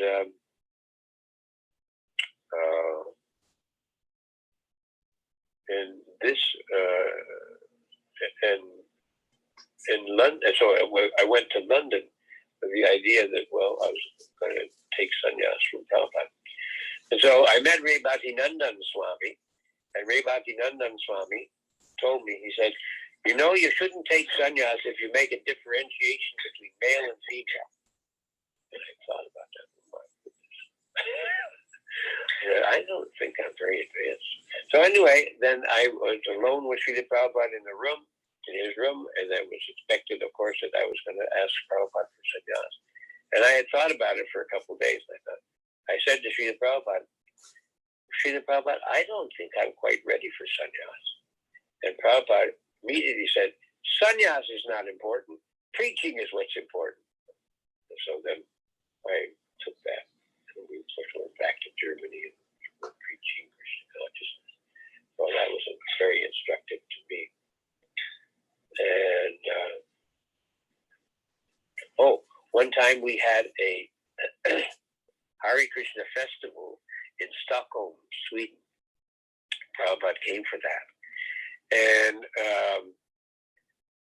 that was, Prabhupada gave the lecture, and he gave an explanation about the nature of the spiritual master from the Gurvastakam prayers that we chant in the morning at Mangalarti by, I forget the author of that. And so he explained the first verse was, of course, that the spiritual master is considered to be like the cloud. He comes over the forest fire of material existence and he drops rain and puts out the fire of material existence. And Prabhupada explained that, and on that particular point, that you have to take some instruction from the spiritual master and see that you're getting relieved of the material miseries in life, of the material difficulties in life. And he said, this shows that the spiritual master is bona fide. And then Prabhupada went on to explain about the second verse, that the spiritual master is absorbed in the movement of Lord Chaitanya. And then he explained, and then the third verse about it's installing deities. And then he explained about the fourth verse about prasadam, and distributing prasadam. So Prabhupada explained about the nature of the spiritual master in relation to the Gurvastakam prayers. It was very interesting, and for me, it was a very advanced lecture that he gave about that, and I thought that was a very really interesting way of speaking about the spiritual master. I think I'm going to stop there and let my wife say something about Prabhupada and her association with Srila Prabhupada. Hare Krishna, according to Sheila Prabhupada. Well, my association with Sheila Prabhupada was certainly not like my husband's. Mine was more kind of at a distance. But I actually I have something written in front of me because I'm so tired. I don't know if I'll remember everything, so please bear with me. When I joined actually in Germany, and it was a few weeks after I moved in the temple. We went to Paris to see Srila Prabhupada, and I was initiated. And when we first saw Prabhupada, Himabhakti, that was Hantaduda's wife, he was the GBC and temple president and everything. So she handed me a garland, and she said, here, you should garland Srila Prabhupada. So I was like, really? So I did. I garlanded Srila Prabhupada. That was so exhilarating and so any time that I did see Srila Prabhupada in Europe, I would make garlands and I would put them on Srila Prabhupada. So that in the summer of 72, so I had received my name from Srila Prabhupada. He explained the meaning, and then after that we had a big kirtan after all the initiations, and I was very good at playing kartals. The 1, 2, 3 beat. I could make them sizzle, and I'm very short, and I was kind of like in the middle towards the back of the all the devotees, and I couldn't see any. I couldn't see Srila Prabhupada. And here I was very proudly playing my kartals, and all of a sudden the ocean of devotees parts, and there's this little beam of light going right to Srila Prabhupada, and I saw Srila Prabhupada playing kartals, and he was going faster and faster. And every time he did, he went 1, 2, 3. On the 3, he would do this little some exercise. And he would go faster and faster and never miss a beat, and his thumb was going. And I was like, oh, I don't really know how to play kartals. And I feel that, Krishna just allowed that to happen so I could, experience what it's like to feel humility, a little humility. So that was really sweet. And then after we went to Paris, we were in Paris a few days, and we went to Amsterdam. The installation of Jagannath, Baladev, and Subhadra, which you can read about. I'm not going to go into the details about that. But I wanted to tell you an incident that happened. It was a day after Prabhupada installed the deities. And Amsterdam was a very small storefront, very small. And here we were all packed in there. And Prabhupada was coming for breakfast. And we had to get everything really cleaned up. And it was kind of like a bomb hit in there. And Prabhupada actually was staying somewhere around the corner, down the street or something, because there was no place for Prabhupada to stay in the temple there. So they needed a room. So they went. They decided to. Okay, I'm going to turn this one off. They decided to use Kishori's room. Kishori had 2 little children, young, under 5 years old.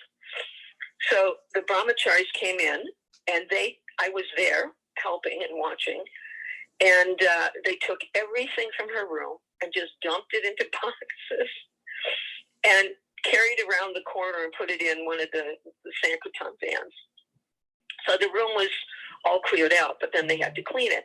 Now, children like to take crayons and things like that and like to mark on the walls. And there were marks on the walls. There was here and there and up and down and different places. So, you can't have a room looking like that for Srila Prabhupada. So they took pictures. I don't know where they got them from, maybe BTG or I don't know. And they put them over all the marks on the walls. Now, when you put pictures up in a room, you place them very nicely. But this one was close to the floor, and that one was up over here, and that was, this don't look like, I can't, anyway, it was quite humorous. So then, excuse me, so then, they had some low table or something, maybe the temple president had a low table, but there was no asana for Prabhupada. What was he going to sit on?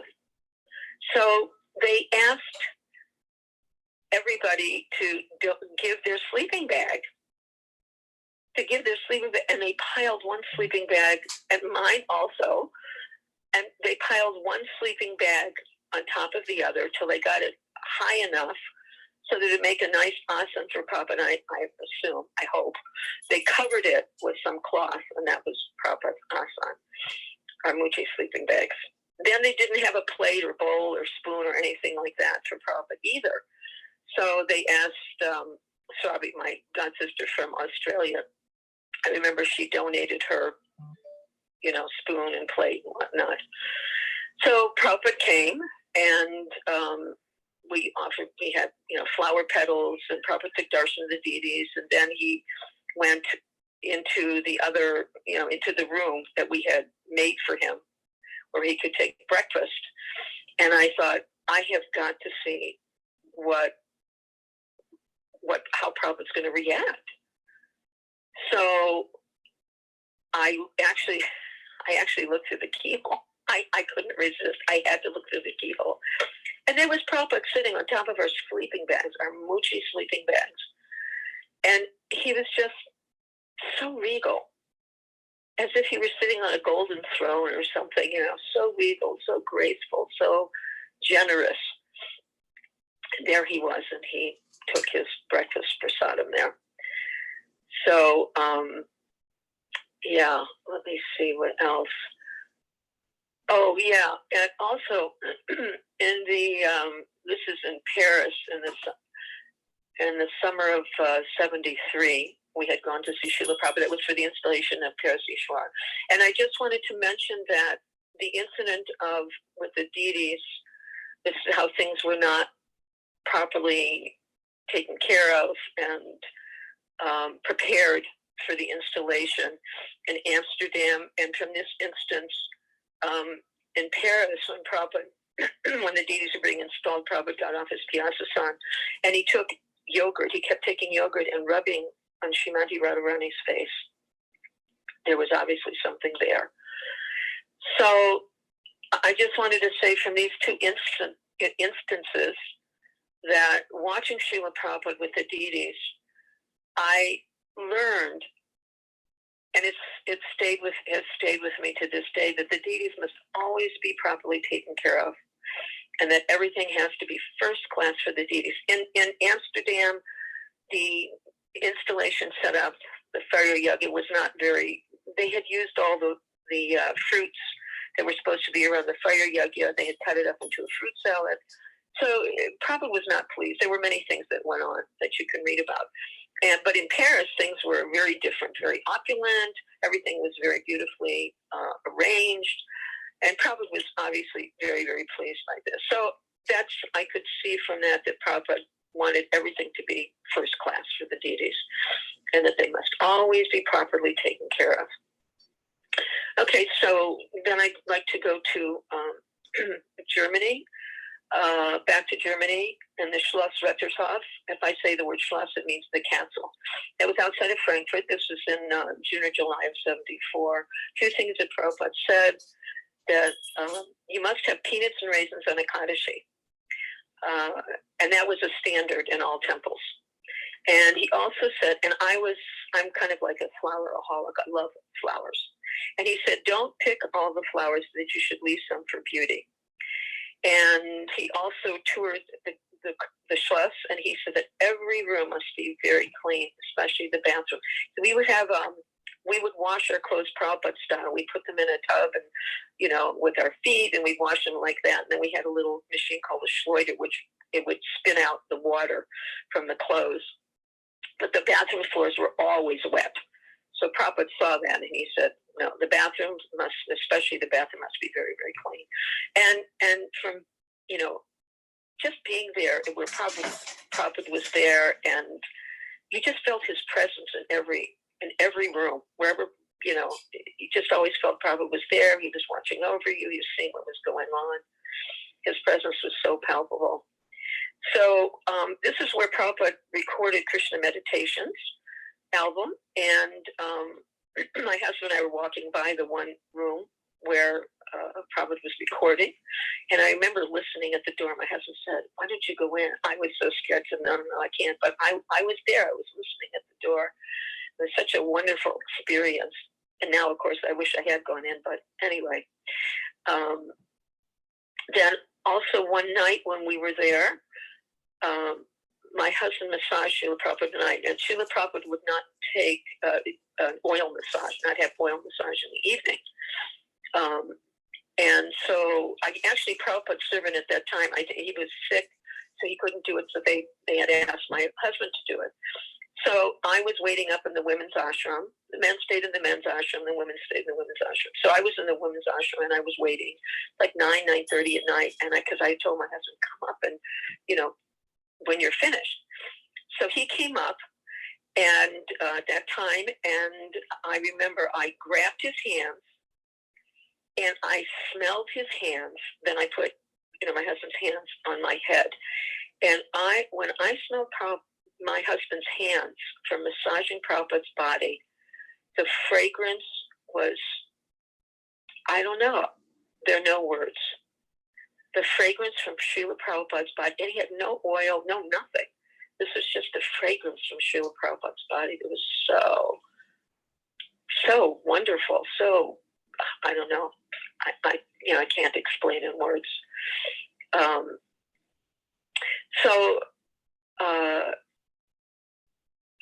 Also, like I said, I was always garlanding Srila Prabhupada. I would make garlands for him. So before Srila Prabhupada left the Shlas for his next, travelings, I had made 4 beautiful, fragrant garlands from roses. There was a rose garden out back somewhere close to the Shlas, and with wildflowers. They were, beautiful, fragrant roses. So I had made those 4 garlands for Prabhupada. And so I was thinking I would put, offer those to Srila Prabhupada. I would garland him when we got to the airport.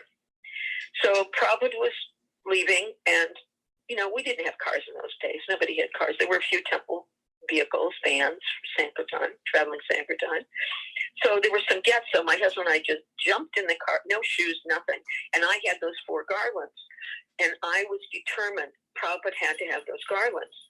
So we got in the car, and we were the last one in the wing. Excuse me, they made like a procession, one car after the other. And that's how actually they brought Prabhupada also from the airport. So we're going back to the airport, and, I'm in anxiety. I'm thinking, if I'm in the last car, how am I going to get these garlands to Prabhupada, all these cars in front of me? So I told the driver, I said, you have to get in front of the other cars. You have to cut in front of them, because Prabhupada has to have these garlands. So we cut in front of some cars, and I was holding the garlands up, pointing to them, meaning these are for Prabhupada. We have to, but who wanted to be last in line? So they cut back in front of us, and this is how it went all the way to the airport. I think we still ended up the last in line. And I remember we stopped, the car stopped, and my husband and I flew out of the car. And we ran to the airport where, inside the airport where Prabhupada was, he was just walking through. They had a little VIP minivan for him. So he could just walk through. And of course, things were so different. And that was almost 50 years ago. And all they had was like a velvet rope that kind of hung down. And, they would open it up and take off the latch, open it up, you could walk through. So just as we got to that area, Prabhupada had already gone through, and that velvet rope was closed. Prabhupada had gone through, and he was just going onto the, getting onto the little minivan. And the anxiety in my heart was unbelievable. Prabhupada had to have these garlands. He had to have these garlands. So my husband grabbed the garlands. By that time, I was already crying. And so my husband grabbed the garlands, and he just picked up the velvet rope and went right under it. And everybody standing in the airport was just like, what just happened? Now, of course, if you did that now, you'd probably be shot. But anyway, he ran onto the minivan just in time, just before they were going to close the door. And somebody said, no, you can't come on. Prabhupada said, no, that is all right. He can come on.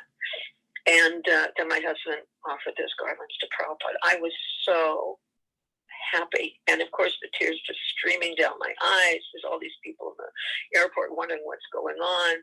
But I was so happy, and I really felt that Prabhupada knew my heart, that I had really wanted to offer these garlands to him. And, Krishna made that arrangement just in time for my husband to take them on and offer to Srila Prabhupada. So then we'll go to Sweden in 74. There was actually in Germany, we were living in Berlin at that time. I used to go to the flower market and get flowers for, our worship. And we didn't have deities. We just had a big picture of Panchatattva that Vasudeva Prabhu, German devotee, had painted. And I used to get tons of donations of flowers. And there was one lady I used to go to, and she grew her own mini roses millions and millions of colors, and everything was fragrant in those days. So I had asked her, could you please save flowers for me? We're going to see our Guys Digmeister, our spiritual master in Sweden at such and such a time. Can you save flowers for me? So right before we went to Sweden, she had saved, and I don't know if you know the size of the boxes that when they ship flowers, you know, a huge box of flowers. That was full of roses that had broken off, that she couldn't really sell. So she gave them to me for like 9 marks. 9 marks in those days was probably, you know, $3 or something. I mean, it's worth thousands of dollars. So, so I took those flowers. We went to Sweden to see Srila Prabhupada. We had a van, and we went on this boat over to, you know, Stockholm. And it was very hot. It was, I believe, in September. I mean, it was very, very hot. And I was in anxiety. There's no refrigeration. So I was sprinkling water on these flowers. And anyway, by the time we got to Stockholm, and, you know, I was making garlands, they were practically all petals. But I made all these petal garlands for Prabhupada. And it was time for Prabhupada to give class. And he, you know, was singing Jaya Radha Madhava. And by this time, I was feeling a little uncomfortable offering garlands, you know, putting garlands on Prabhupada. I was thinking, oh, the men should do it. You know, it's a little uncomfortable. So, but everybody was so absorbed in singing Jaya Radha Madhava with Srila Prabhupada. And I was standing there holding these garlands up, pointing to them, to the men, and they were just, like I said, so absorbed. Nobody even noticed that, you know, that I was even there. And so I was thinking, you know, Prabhupada has to have his garlands. He should have already been garlanded. So after Jaya Radha Madhava, I thought, you know what? Prabhupada has to have his garlands. So I went and I garlanded Srila Prabhupada. And it was the last time that I garlanded Prabhupada when he was, you know, with us. But I just want to say that in 2016, when I was in Vrindavan, it was before Guru Puja, and, you know, all the devotees were offering garlands to Prabhupada. And I was just, you know, thinking, I was remembering how I used to always garland Prabhupada and how nice it would be. I would really like to offer him a garland now. And I just barely even finished that thought in my mind. And immediately someone handed me a garland to offer to Srila Prabhupada. So Prabhupada, he knew my heart. He knew my heart. One other little story that I was going to tell is in New York of 76, we went to the first Ratha Yatra.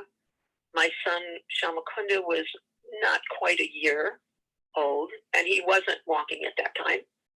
And so after Guru Puja, was it after Guru Puja? Yeah, after Guru Puja. Yeah, Prabhupada would hand out cookies. By this time, he had done that. He didn't do that when I was in Europe. I never remember that.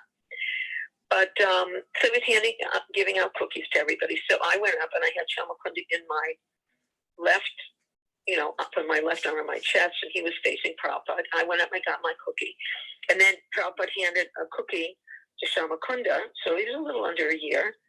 And, but my son didn't take the cookie.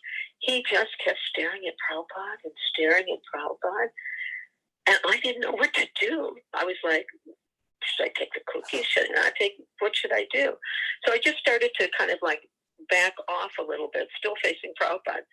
And then Prabhupada, without moving, Prabhupada would, you know, without moving anything of his body, except he had his hand and he motioned with his fingers. And it was I remember it was the only thing that moved in Prabhupada's body.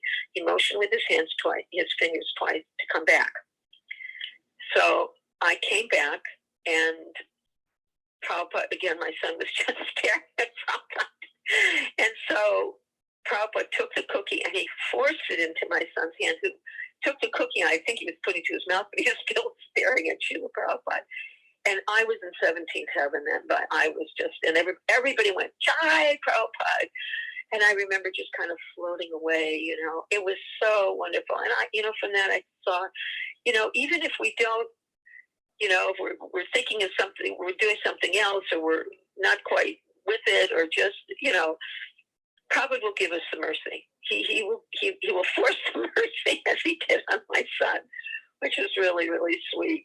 And yeah, I just remember that one incident that, you know, really touched my heart. And you know, a mother with her child, and what a great way to please, the best way to please, you know, the mother is, and give that little cookie to the baby. So I think pretty much this is it. I mean, my, you know, actual remembrances of times that I was with Prabhupada, but I just, you know, I just feel that my being able to make garlands and offer them to Prabhupada was very, very special mercy, because soon after that in our movement, everything changed. And, you know, so it was in those earlier days that Prabhupada made himself so easily accessible. Well, he was always easily accessible. It may have been others who didn't allow us to get closer, but I also think that, you know, with my nature, like to joke around this, it was best for me to have my distance. I probably would have become familiar and, you know, like that. So I appreciate that Krishna kept me at a distance. So I think that's it. I don't know if are you all still there? Yeah, yes, Mataji, we are here. And you we are, okay. Yeah. I've never done this. You know, you're sitting on the phone talking and you don't see anybody and you don't hear anything, and you kind of wonder if, you know. We are listening. Anyways, I appreciate, thank you for allowing me to speak about Srila Prabhupada. I'm not one of these, you know, devotees that's really done anything for Prabhupada, but I do have those sweet memories, and, you know, I just, I always pray that I can somehow or other do something for Srila Prabhupada and his movement, and that it's the time when I leave this body, if I could somehow or the other remember Srila Prabhupada, if he can force his way into my dull brain, you know, then I'll consider my life successful. Thank you very much. All glories to Srila Prabhupada. Hare Krishna, Mataji, Dandavat Pranam. Mataji, I had a question, Mataji. Quick question. Can I ask, Mataji? Yeah, it's a little hard to hear you. Your voice is a little warm. Okay, Mataji, is it better now? Slightly. Okay, I'll try to speak louder. Mataji, I just had a doubt. I could not hear it properly. Did you say that Prabhupada said we do not take peanut on Ekadashi, or we do take peanuts on Ekadashi, Mataji? No, we must take, we must have peanuts and raisins on Ekadashi. Of course, I don't know how many people do that anymore. I mean, especially as I get older, peanuts are a little hard to digest. But yes, at that time he said to us. Okay, so we can take peanut on Ekadashi. Okay, okay. Thank you so much, Mataji. Yeah, thank you so much, Mataji. Dandavat Pranam. Yeah. Hare Krishna Mataji, how to thank you for this wonderful association. Prabhu telling about his massaging the lotus feet and you smelling the fragrance from his hands. You know, you're giving us such experience of being so close to Srila Prabhupada. We are very, very grateful for this, and we cherish every minute of your association. How you said about Srila Prabhupada wanted the deities to be taken care first class. Yes. And this care, and you looking through the keyhole to see Srila Prabhupada. Oh my God. I mean, thank you so much. And I ask devotees to offer a prayer so that Mataji's health can be better and she can serve. She's having knee problems, and we have seen her pulling her feet to come to the temple and serve the deities. It's so moving. Yeah, thank you so much, Mataji. Thank you for both. All glories to Srila Prabhupada. Hare Krishna. I'm going to go now because I have to cook. I am cooking a shukta for Prabhupada. Thank you so much, Mataji. Very, very wonderful experience. Hare Krishna. Bless your obeisances to all the Vaishnavas and Matajis and Srila Prabhupada. Vancha kalpatarubhyasya